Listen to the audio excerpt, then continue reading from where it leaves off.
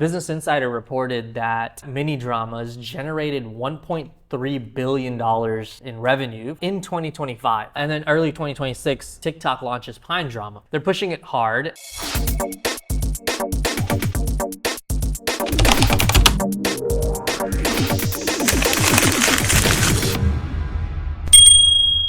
All right, welcome to the Seriously Social podcast, where we talk about everything related to social media marketing, social media, platform updates, and so much more. So we got a lot to talk about today, but I wanted to kick us off with probably the most fun topic, in my opinion. TikTok is launching branded miniseries. Did you guys hear about this? I have seen a few. I started with Issa Rae put out a 57 episode. Ooh. I can't remember, Screen Time. I think it's called Screen Time. 57 episodes. But it's been blowing up. It's a psychological thriller, but it's made into like mini series on TikTok. So it's like if you're watching a limited series on like Netflix, but you're just watching it and it's like really small. Yeah. So brands are now starting to, number one, promote mini dramas. TikTok itself has put out two different apps. So one, they have a dedicated section called the Minis section within the TikTok app itself. And then they put out Pine Drama, which launched in US and Brazil earlier this year. So they're pushing it hard. And they're also saying, Business Insider reported that this format, Minidramas, generated $1.3 billion in revenue for these different brands in 2025. Okay. So think about it, the progression, right? Like 2025, $1.3 billion generated. That's quite a bit, but in the big scale of things, not huge.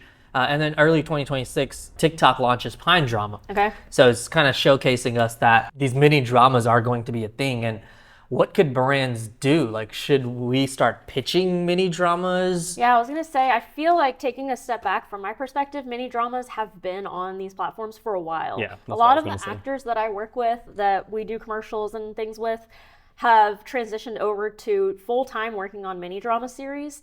But I think what you're talking about is specifically brands taking advantage of the mini series format and what you can do with that.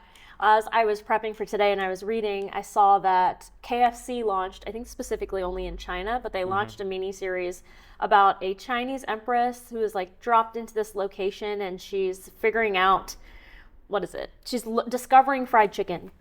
So I don't know, but that's funny. It's like, who's watching this? But I guess it's so engaging and so. Right. And I think you pair it with the creator or maybe even multiple creators within a larger series could work really well. I mean, lots of our clients come to mind right away that I'm like, oh, like we should definitely be pitching mini drama series for them, especially the production heavy ones. I think it's fun to take content that typically isn't related to the next piece of content and make it into a long form. Like, this is a running series and now these are sketches and skits and not just like informative educational videos. But I think that's why it's keeping people engaged. Totally. I agree. Yeah, I don't think, TikTok just launched. A lot of people look at news like this and they're like, it's a new, advertising product. It's not. It's actually a storytelling model, in my opinion. And so where brands typically interrupt it, now they have an opportunity to actually entertain rather than just be the interruption, right?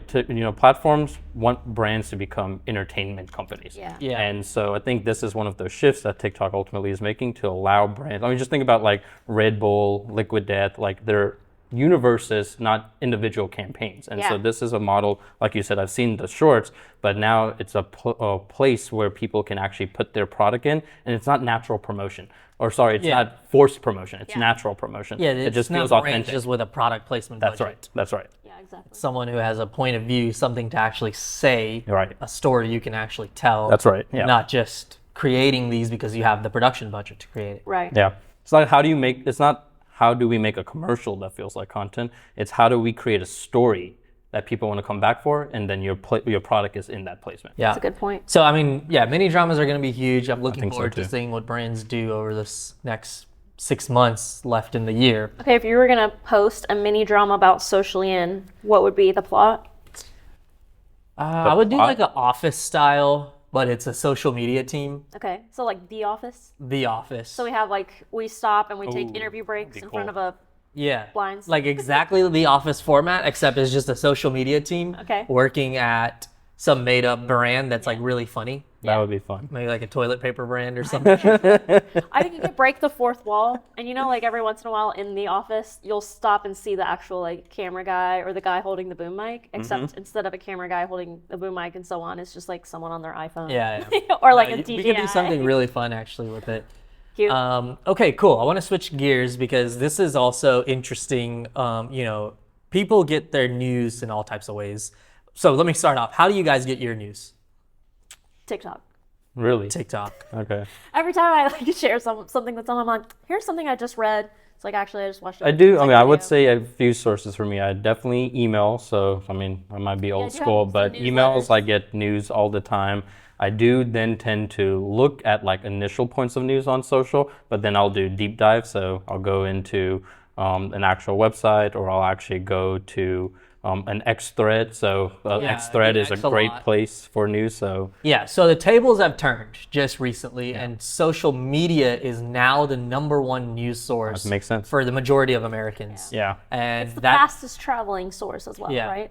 So it flipped the script on radio, it flipped the script on television, TV, it flipped the script on publications, like magazines and newspapers, and social media is #1. And I have some interesting stats here. So about 47% of Thailand uses social media creators as their #1 news source. And the US, it's still around 32% of all US people use creators to get their news. Okay. Which is really interesting. I was going to say, outside of creators, especially in the States, there are news outlets who all have their own channels. Yeah, that's right. That's what I follow a lot. And a lot of them are taking advantage of the social media platforms. I talk about platform fluency all the time. It's like you can't just post what you're going to post on TV on TikTok. Right. So I know, for example, Washington Post, they make great like skits, and they do back and forths and so on, where they're really sharing factual news with you, but it's in the format that you'd want to watch something and you stay engaged. That's what I was thinking. I was like, I don't think the headline is that social became news. I think it's actually news has adopted social behavior. And so the platforms, it's just much more natural. And now all of the biggest publications, the televisions, the radios, they've adapted to what social media truly is. And so now social is the place that people go for news. Right. And so it spreads so fast because it's so easy to duet, to stitch, to comment. I will say even the comments section can be a news outlet sometimes. If I'm watching a video and I am like, oh, this is interesting, I open the comment section and someone has posted maybe additional information, and then there's like, TikTok will automatically link a keyword phrase, and I click on that. Now I'm watching a news outlet talk about it. So it's just like I can learn so quickly and so fast, and I can spread information. Yeah, it's the public's information layer social media has become. So it's like brands have to stop thinking about the feed as just publishing onto the feed versus how can they be a part of, like I said, the information layer. It's now the public's information layer. That's right. Yeah, back in the day, news really competed on, accuracy, access, and then authority. Today, it competes with creators, memes, sports, politics, entertainment. Brand content is inside that same feed. And so you have all of these different mediums that you're competing against. And social is, like I said, just the most natural place to be when it comes to engaging and understanding what the content is really trying to convey. So I think it's also important to understand that the audience watching the news, whether they're watching it from an outlet or from a creator, whomever is sharing that news is framing it a particular way, right? And obviously that's the case with any outlet that you're receiving news from, but especially when all of this news is coming from creators themselves. It's like, what's the bias? How are they framing it? How are they positioning it? And sometimes that can then bandwagon a series of other creators that frame it the same way, and now everyone believes it's that way, and it's just like, it's crazy how that works. I agree. So this information came from Reuters, and they actually do a yearly study. They call it the News Consumption Finding Report. Okay, so that's interesting. Yeah, so it came out. So we'll see next year if it's something different. I doubt that social media is going down in consumption. But I'd be curious to see if something is replacing. I wonder if, for example, I've seen a lot of times, like I'll be scrolling and a news channel is live, live from the White House, but they're live on TikTok. I was gonna say, I wonder if kind of the nightly news or whatever will also become somewhere placed on social, where it's just like every night they're posting, here's the nightly, just like they would on TV. Tucker Carlson, his whole show is just on X. Yeah. A lot of news hosts are moving to X shows. Yeah. I love following news anchors on TikTok. Yeah. I love seeing how they get ready at 4 a.m. in the morning. I love seeing behind the scenes. Totally. And then because I follow them, I actually, learn things and see the news. So yeah, it is really interesting to kind of see the humans behind it all. So ultimately, how does this help brands? Because I'm sure a lot of brands are wondering, right? So brands shouldn't become journalists. They need to become explainers. People ultimately, they don't just want the information. They want it interpreted. They want context. They want a better understanding. And this is how brands can win, is because they can provide that clarity for the audiences, not just report on something. Yeah. And so I think that's one of the most important things. And then when it comes to measurement, you don't only look at who's clicking. You have to look at truly, are people understanding what it is that you're saying? Is that they search, shifting? That they search for us later. That like Keith said, did sentiment change, and did the brand perception improve? The trust of the brand, did it actually improve? Because those are the true indicators for, is it actually working? I think it's also important to be fast. For sure.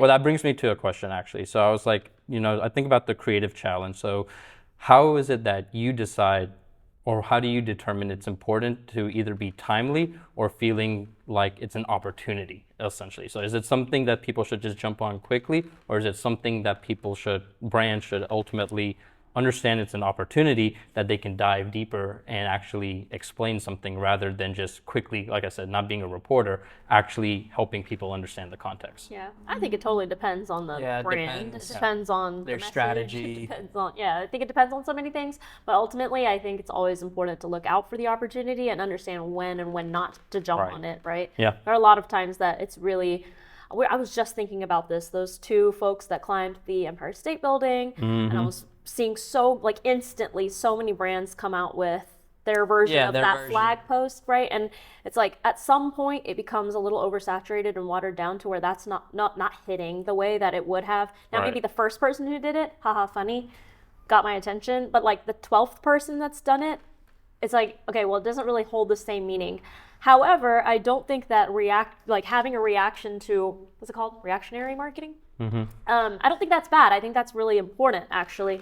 But I think there's a way for it to be done properly. So, for example, is it Lidl or Lidl? Do you know the Lidl, grocery company? Yeah. They posted a version, and instead of just having the two folks on the top of the Empire State Building where they had photoshopped the flag to be a different message, instead they posted another couple proposing on top of a Lidl. Right. And with, some other blue flag that said something else. And so they took advantage of the moment, but they made it their own in a way that actually probably garnered a lot more attention for them, rather than just becoming one in the sea of all the other people doing the same thing. That makes sense. I find that really interesting. So all of that to say, yes, find the opportunity, but jump on it only if it really applies. And I you agree. can do it right. I agree.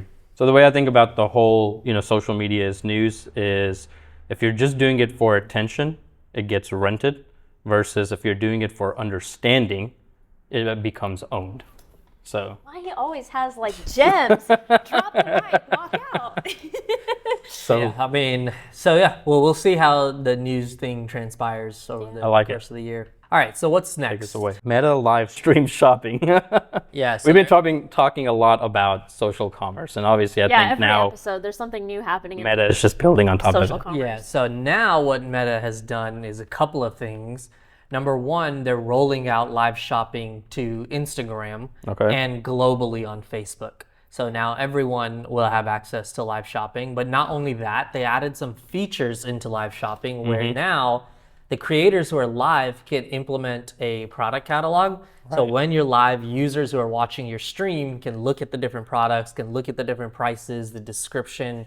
So if you look at the trajectory, they went kind of all in on live shopping, then dialed it back a little bit, and then now they're going back all in on live shopping, which is, again, an indicator that, brands should take this seriously, and it's something that a lot of brands can take advantage of. I agree. I think, not only brands, I think people in general, and so I think it just kind of followed that wave effect of it was hot, a lot of people were on it, then died down a little bit, but it's still, I think the reason it flowed like that is because a lot of people in the US still misunderstand live stream shopping. They think it's QVC, but it's not really QVC. It's live stream shopping is really interactive retail. Right. And I think going back to everything that we're talking about in the world of social, it's how are you actually engaging and it follows with true intent and action and really meaning, right? Because I think a lot of people just were forcing it.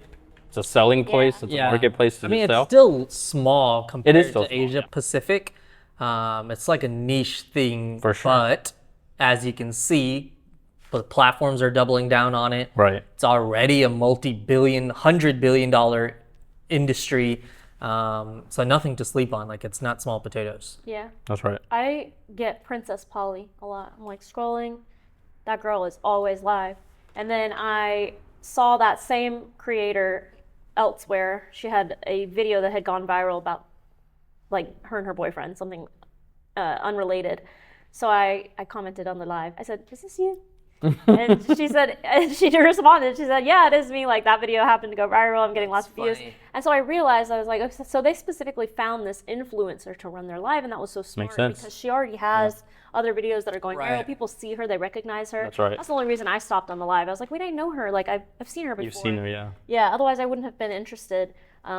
And then now that I watch that one, I see her all the time. But that's an interesting combo of, brands hiring their own talent or workers in the warehouse like going live versus like hiring an Alex Earl or maybe even someone much smaller than Alex Earl to do your live for you. And I think there's value to both. Both are very for sure. interesting and engaging in different ways. Yeah. I mean, they're both core tactics of social. It's like use the people who have the eyeballs, and then you can still be authentic by curating your own style. And I think that accomplishes both.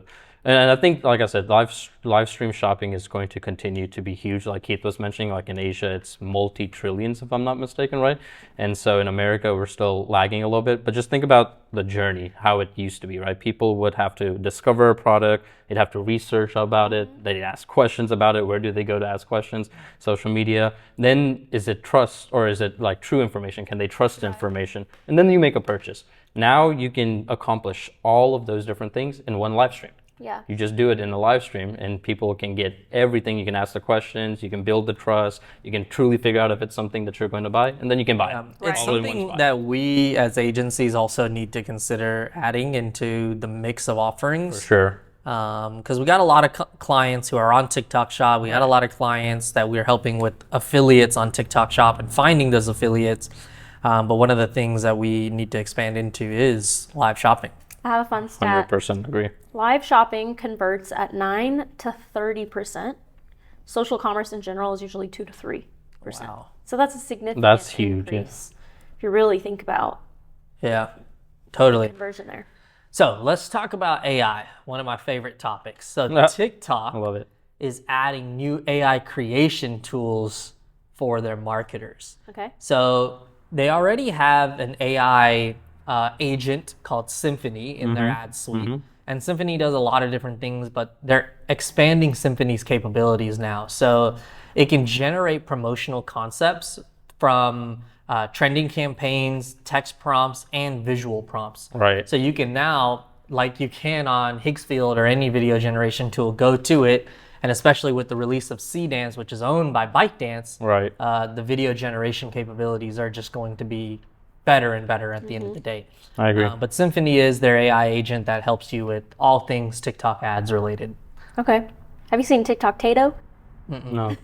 TikTok Tato is on the creator side, which is also an AI built into TikTok, but you can ask any type of questions that it can help you come up with content ideas. It can give you inspiration or find, keywords in your niche that are trending and so on. I love it. It actually brings me to the question, right? Something that I've been hearing quite a bit is actually everybody's asking whether AI is going to replace creative teams.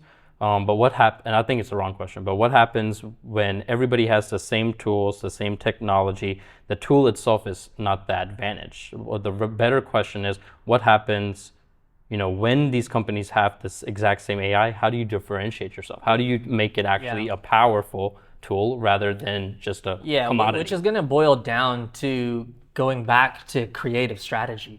Right? Like, do you have someone who, one, understands how to prompt the AI? Right. And number two, is creative enough to understand who the ICP is, what are their pain points, and then, what kind of concepts, what kind of visuals can we make to address those pain points? And then it's a layer further where it's like, okay, cool, you came up with the concept and now, we know our ICP, social media directors, one of the biggest pain points is ROI, right? Showcasing ROI from organic social. But now what format is it? Do we do an animation style video? Do we do a skit mini drama like we were talking about earlier? And why? I do think for us, the skit mini dramas could be huge. Huge. Yeah, I agree. I mean, to Keith's point, this is where I would say, what do you use the tools for? You use it for ideation, editing, localization, testing in different variations. But what still makes it powerful?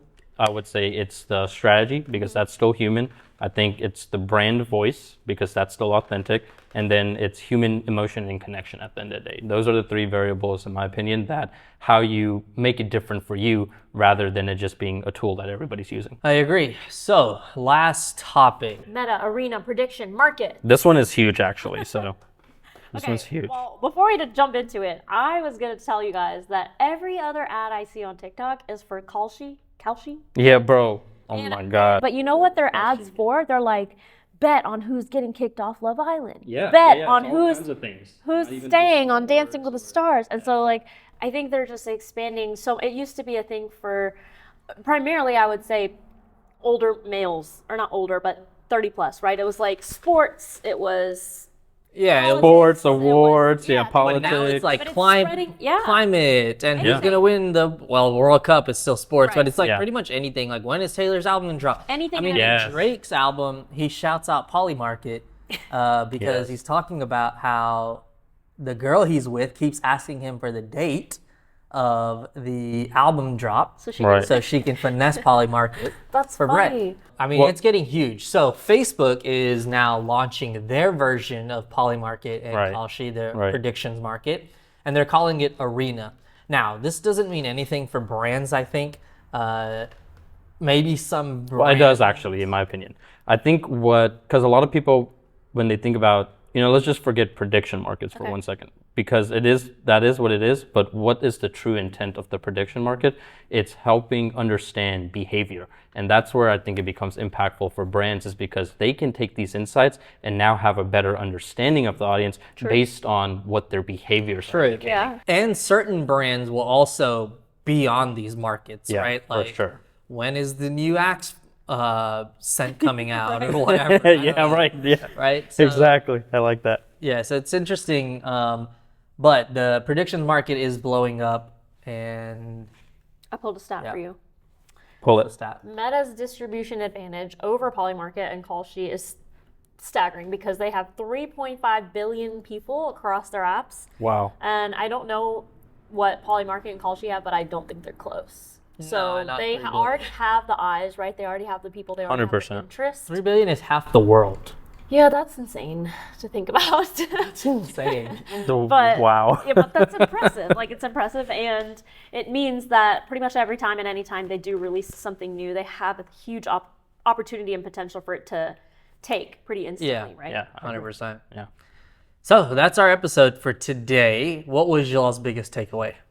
For me, it was mini dramas. I was going to say, I'm really into the mini dramas idea. I've seen them all over, never really just talked about them and thought about it. And I also haven't really thought about how brands really could jump in, or, where that could go for brands. And, in my role as a creative director, I think a lot now, just like you were saying, like some of our clients, I'm like, how could they be really taking advantage of this, getting fun Totally. with it, adding humor, entertainment, skits, sketches. Yeah. So So you'll be that stood out to seeing me. some mini dramas coming out of Sociallyin we have Studios. I like it. That's what I'm saying. I think we need a Sociallyin mini drama. We Let's do. do it. I mean, we Let's need do to it. pitch. There's, like I said, a plethora of clients that already come to mind that.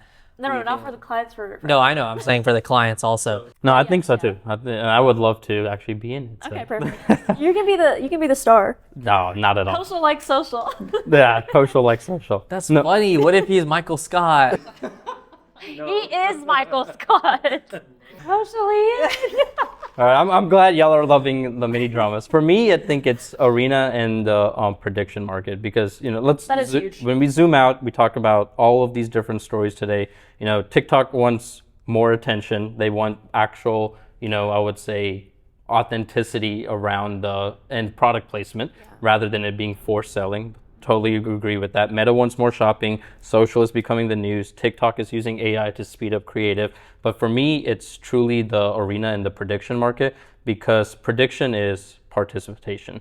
It's stronger than passive engagement. You're not just watching, it's something that you're actually intentful in its behavior. And you can do things like brands can truly do things around prediction markets, like what feature should we launch next? Which product color wins the most? Which ad platform or performs actually better? You can literally ask it things that give you true intent, true information, and you understand the audience's behavior better. And I think for brands, that's the most impactful because, like I said earlier, social is not just becoming a place for awareness. It's becoming a place, it's becoming an ecosystem where people participating is the true variable and the true, I would say, indicator of success at the end of the day. So that's a wrap. Thank you for tuning in to the Seriously Social podcast. Make sure to subscribe, like, and comment, and we'll see you on the next episode. Socially out.